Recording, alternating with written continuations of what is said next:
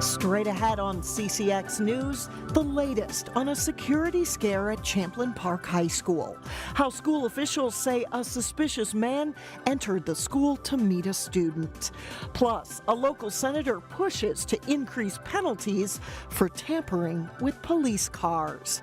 And later, a Lenten trend that's helping the givers feel refreshed. CCX News starts right now.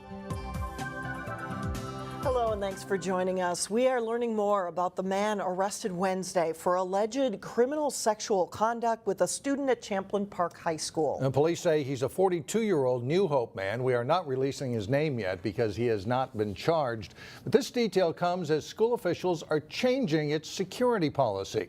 Reporter Sonia Goins has more.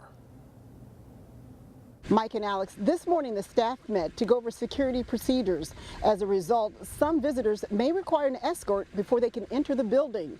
Meanwhile, we spoke with a student who first alerted officials about the incident. Champlin Park High School is one of the largest high schools in the state. About 3,000 students come and go. However, on Wednesday, someone who shouldn't have been at the school made his way through the halls. According to school officials, a student and the suspect collaborated to meet and were deceptive with their intention regarding the purpose of the suspect's visit. Police say the man then met a student in the bathroom where the two allegedly engaged in sexual acts. There's not normally older guys in the bathroom, yet alone in the bathroom stall with a student. Student Wesley Sharola was in the bathroom at the time of the incident. It's kind of weird. All the guys in the bathroom were like, whoa, I mean, that's not right. Wesley says the situation made him suspicious, so he called his mom, who then called the school. 40 minutes after the incident was reported, Wesley ran into the man during the lunch hour. And then I asked him, I said, so why are you here? And he said, I'm here to see my cousin. And I was like, well, that's weird. The man asked for directions to the exit. Wesley told him he needed to go to the security office. And at that point, I said, no, you need to come back here, get back here. But when that didn't happen, Wesley took action. I stopped him from leaving the school. He would have just, had I not done anything, he would have just been on his merry way and he would have just left. The man was eventually arrested and taken to the Brooklyn Park jail. The suspect is due to be charged by noon Friday. He could face additional trespassing charges.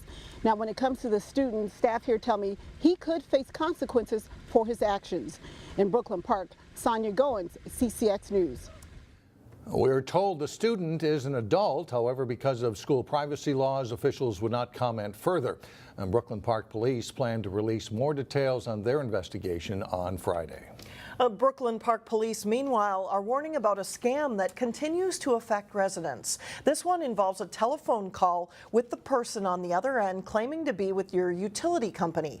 The caller threatens to turn off your electricity or natural gas service if they are not paid immediately, and that's not how utilities work. If your account is in danger of disconnection, a notice always goes out through the mail.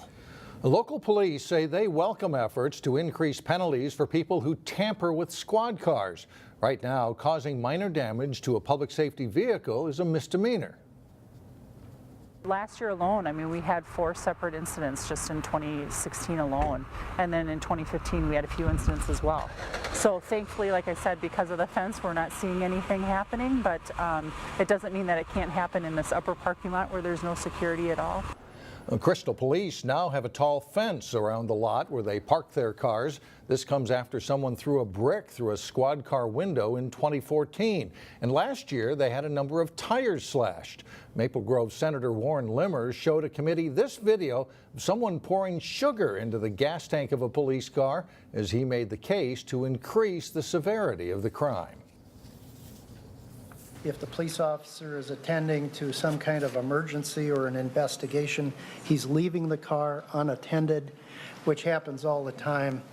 And apparently there seems to be this type of crime on the increase in recent days. The proposed legislation would make such crimes at least a gross misdemeanor, but it could rise to a felony if someone gets hurt or it interrupts police activity. An agency that oversees mass transit projects in the metro area has voted to dissolve itself. Ironically, that may help the Bottineau light rail line get built. The county's Transit Improvement Board collects a quarter-cent sales tax for transit projects, but state law says counties that are not members could raise that up to 0.5%. Hennepin County might do that to have enough money for big projects like Bottineau light rail.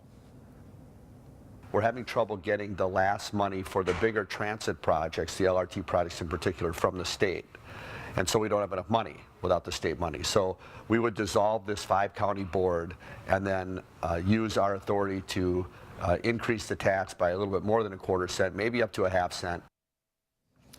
All but one of the 5 counties that are members have agreed to dissolve the board. In Golden Valley, an important step to improve walkability in the city. The City Council approved street improvements on the city's west side.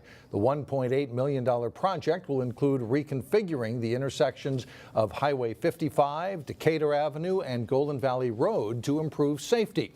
Sidewalks and street lighting will also be installed, and that will help connect some of the newer housing developments such as the Hello Apartments and Cornerstone Creek. This is a first step for the west side of our city and in this particular area, and I think it's a right step, a very positive step to making our city much more pedestrian friendly. Construction is scheduled to begin in August and wrap up by fall. We are a week into the Christian observance of Lent. It's a season where many either fast or give something up during the 40 days leading up to Easter. Reporter Shannon Slatton explains how one trend is going viral. I'm doing something a little different. You might have seen the challenge on social media, 40 bags in 40 days. A decluttering challenge that started with a blogger a few years ago and has gone viral this year during Lent. I really like to be organized, and so this whole purging is actually really been great to do. Jessica Flygar and some of her co-workers at Prosper Well Financial in Plymouth embraced the challenge. The pantry I'm doing tonight. And so, like, any food or anything that is non-perishable, I'm going to donate it to, you know, the local food shelf. Rather than just, let me organize and let me purge and let me clean my garage and doing it by yourself, you've got a community of people that you're doing it together, and then it's a little bit more fun. Nicole Middendorf says she usually gives something up during Lent. This is a way to give back, simplify your life, and maybe learn a bigger lesson too. I feel this is awesome that many people are finally realizing that it's not the stuff that brings you happiness, it's the life, it's the experiences, it's spending time with people, not necessarily spending a lot of money. We love to be the recipient of those donations. So we're very happy with 40 bags for 40 days. All locations of Arcs Value Village stores usually see a bump in donations when spring cleaning kicks into high gear.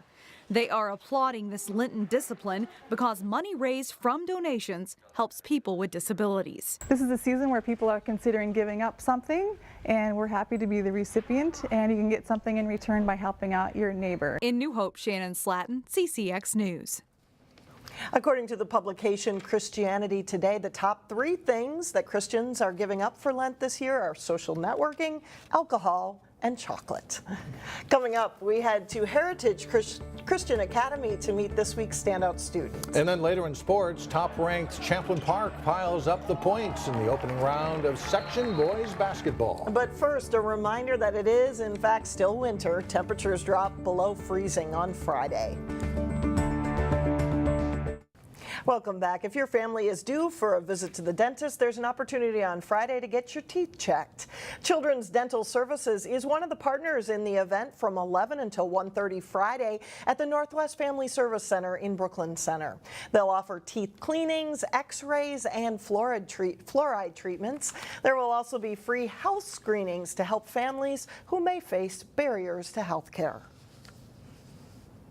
We are finding more and more that it is kind of being neglected as part of whole health, and so we really want to bring attention to it and make sure that people know the mouth is part of the body, and it's really important to get preventive care and follow-up care if needed.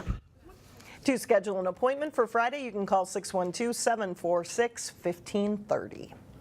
This week's Standout student has a knack for creativity. Yeah, Neil Persley introduces us to Hannah Hallada, a senior at Heritage Christian Academy.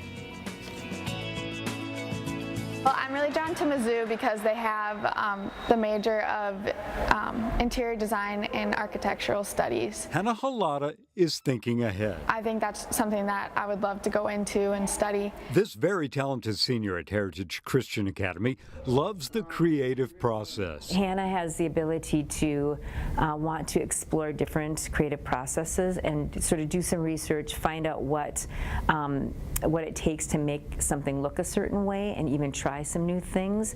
So that's being a true artist, is enjoying the process. Are you going to come to the game tonight? But there are many dimensions to this standout senior. It's the semifinals. She's an athlete, playing basketball, volleyball, and softball. Even though it's been a struggle, I've been able to maintain a 4.0 all 4 years, which is super good.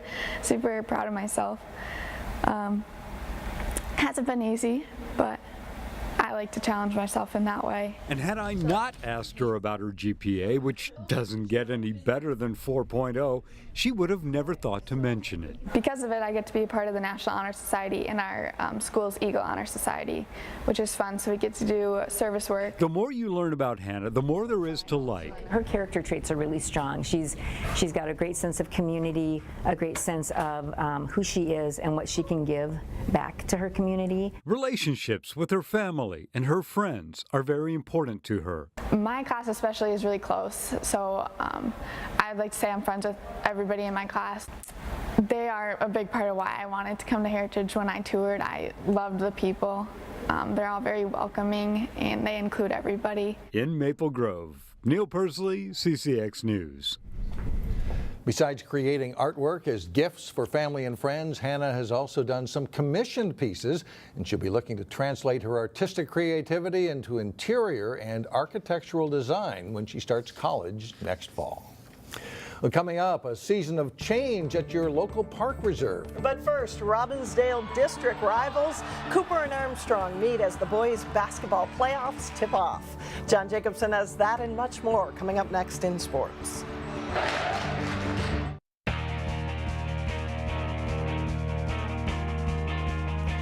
I'm John Jacobson with sports. Robbinsdale rivals Armstrong and Cooper didn't meet during the regular season in boys basketball. They were matched up in the quarterfinals of the Section 6-4A tournament. Race Thompson finds Isaiah Miller cutting to the basket. He gives Armstrong an 18-15 lead. Cooper's Nathan Hill drives hard and scores for the Hawks, but Armstrong leads by 8 at halftime. Early second half, Trocon Massey throws it down, cutting Armstrong's lead to 1. Falcons answer right back. Thompson, nice look. Gabe Hostetler on the cut. Armstrong up by 5. Cooper gets hot from long distance. Jalen Justice's 3 puts the Hawks ahead by 3. Devontae Said-El dices through the defense and hits a tough shot for Armstrong. Justice, though, knocks down another big 3, and the Hawks are up 72-65. Cooper's up 6 with under a minute to play. But Thompson, with a clutch 3-pointer, cuts the lead in half. But Coach Bo Powell's team is solid from the free throw line the rest of the way, and Cooper pulls the upset. They win it 82-74. Also in Section 6-4A, top-seeded Wayzata rolled past Minneapolis South 97-41. Hopkins beat Southwest 82-52. The semifinals are Saturday at Osseo High School. At 5 o'clock, Wayzata plays St. Louis Park, and then at 7, it's Cooper versus Hopkins. The section finals next Wednesday, also at Osseo. Champlin Park is the top-ranked team in Class 4A basketball. The Rebels open the Section 5 tournament Wednesday as the Rebels play their final home game of the season. Facing Irondale, and Theo John goes baseline for the tough reverse layup, and an early 7-0 Rebels lead. You probably don't want to leave a Mr. Basketball finalist unguarded, and McKinley Wright here gets the easy layup. He scores 18 points in the game. Quick passing here, and John is the trailer. He tomahawks it home for 2 of his 35 points, and it's 15-4 Rebels.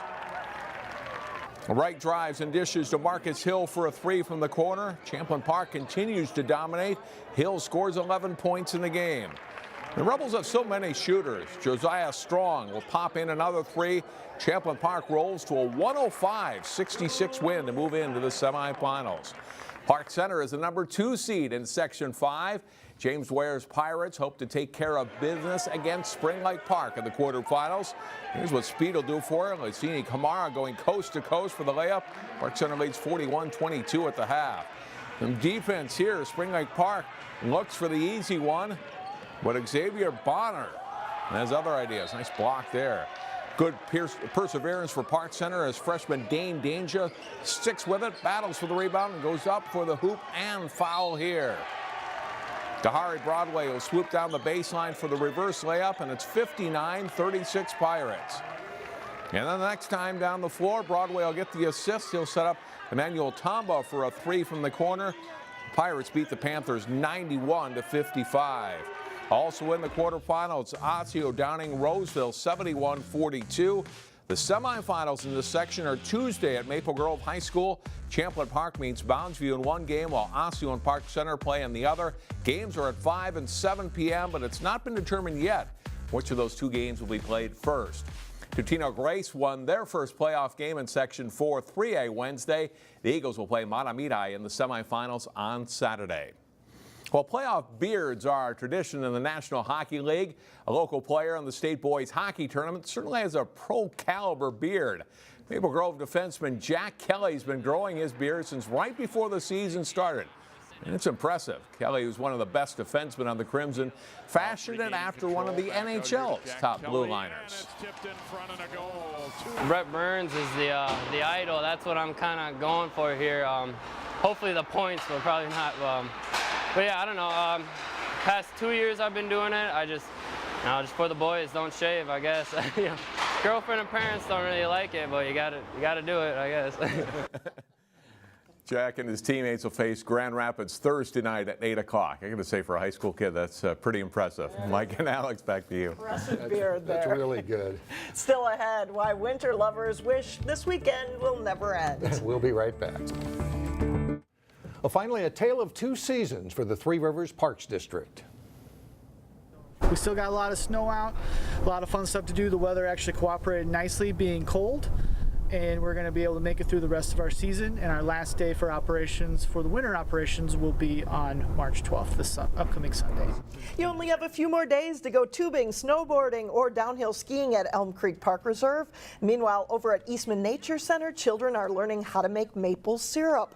Park officials say the maple syruping process began earlier this year than normal. Families are welcome. It's a great time to come out and experience tapping a tree, collecting the sap and bringing it back to our cauldron, watching the cauldron being cooked down, and then being able to taste the maple syrup, tasting the sap straight from the tree. The Maple Syrup Festival is coming up on March 18th, and that does it for us. Thanks for joining us. We will see you again on Friday.